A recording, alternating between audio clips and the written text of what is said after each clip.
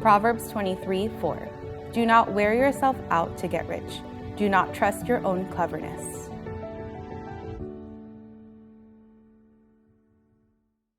Day number 23, Proverbs 23. You know, the warning here of wisdom is, you know, on one side, Proverbs talks a lot about diligence and hard work and observe the ant. But here he says, don't wear yourself out trying to get rich.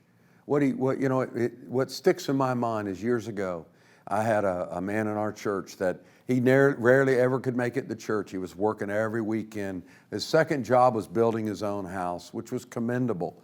And he was doing it with his own hands, and different trades would come and help him. And he never had time. He didn't have time for his wife. He didn't have time for his kids. And he was consumed. It took him several years.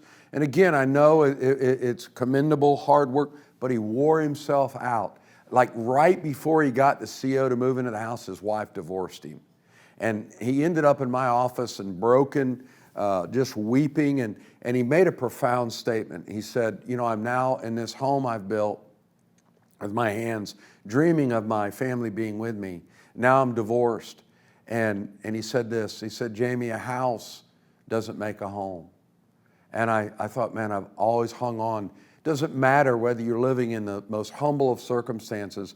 If you wear yourself out, driven to the point where you forget your priorities, you forget your faith, you forget your family, and you lie to yourself, someday I'll be able to retire and we'll have time together. Someday usually doesn't come. Don't wear yourself out in a vain attempt at some level that God just hasn't graced you to be at. Hard work is a blessing, but honoring your priorities is so important.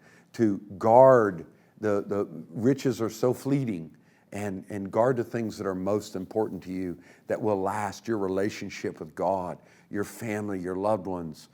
Let God set the pace for your life. Listen to his wisdom and be blessed.